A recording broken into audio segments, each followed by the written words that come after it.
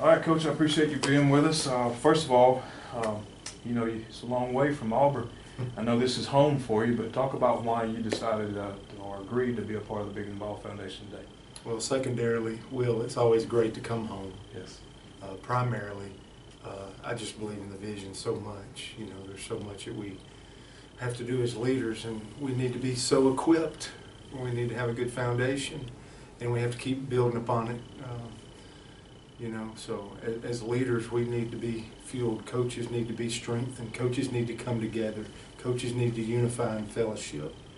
And just when I first met you and we talked about Bigger Than Ball and talked about the vision, and I thought it was in a space that stood alone, or it was a space that needed to be developed, because the stronger our leaders, the better organizations, teams, communities that we ultimately build.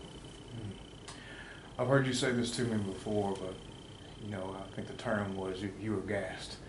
It was right after I think you were probably about 13 months in at that point. You put your hours in. Talk about why it's so important to be re-energized, refocused, etc. Yeah, because you got to go right back to battle again, and you go through seasons, not just baseball seasons or whatever sport you coach. You just go through seasons of life, and you run for a period of time, and there needs to be a reload or reset or refreshed deal. And that's why I love today, for me as a coach, hearing from other coaches.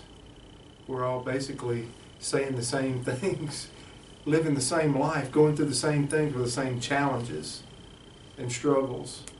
And I know I walk in more refreshed. I walk in on an emptier tank. I just love Coach Burroughs talking about today, showing the gas gauge of being, you run so hard and you want to impact so many people and you make a difference, it runs you low. I run out of here today with the words that I heard from these great coaches, and Coach Robichaux especially, just those seven principles, seven things, yeah, 7 lives of sport that you can take with you. I mean, it just hit me right across the forehead, but I'm a better coach. I'm more refreshed. I got filled by being a part of this today. Not only getting to share, but I was blessed to sit there and hear these other great men with their presentations. I think this is something that anybody in any walk of life, I'm not sure it has to be a coach, whenever Bigger Than Ball comes to the community, if you're a leader of anything in that community, if you're the mayor, if you have a small business, if you're at that school, if you're in a church, anywhere that you are leading others, Bigger Than Ball would apply to filling you up as well.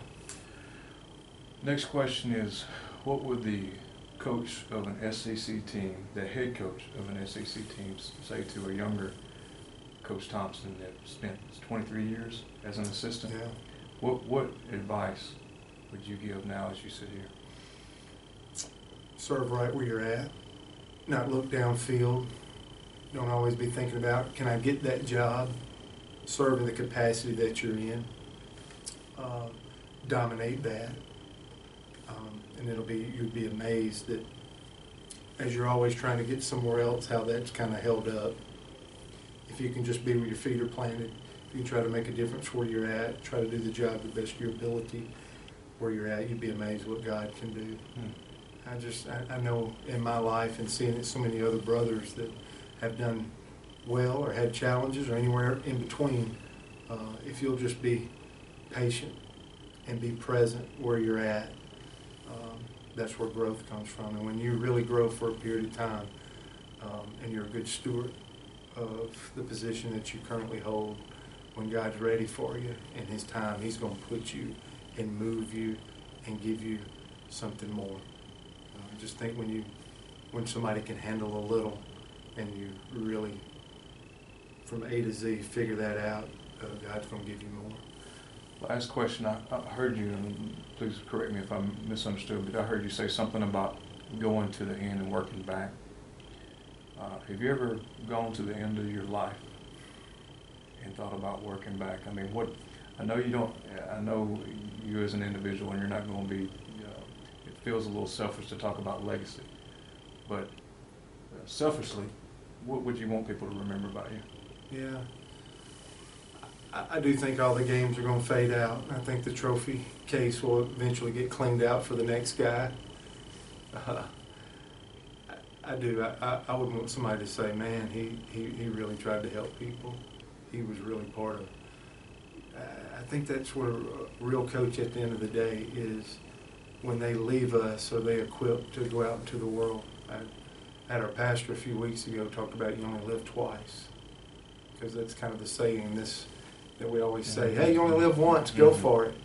But I think if you're a believer in Christ, I think you know you're going to live twice, and you're going to have that second thing. And I just, my life runs so much better when I think about, am I impacting eternity as opposed to impacting, this world. And, like Francis Chan, I think, put the white rope all the way across the room, and he put your life on a little red dot right here.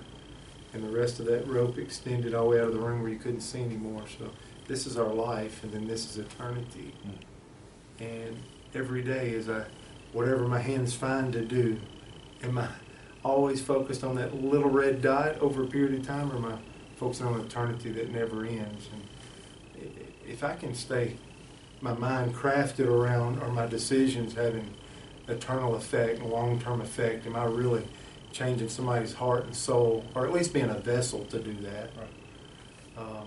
I think I'm making more of a distance. It gets me back to why bigger than ball is so important. I need to be, I think in my presentation I talked about sometimes we really just need to be reminded more than we need to be instructed.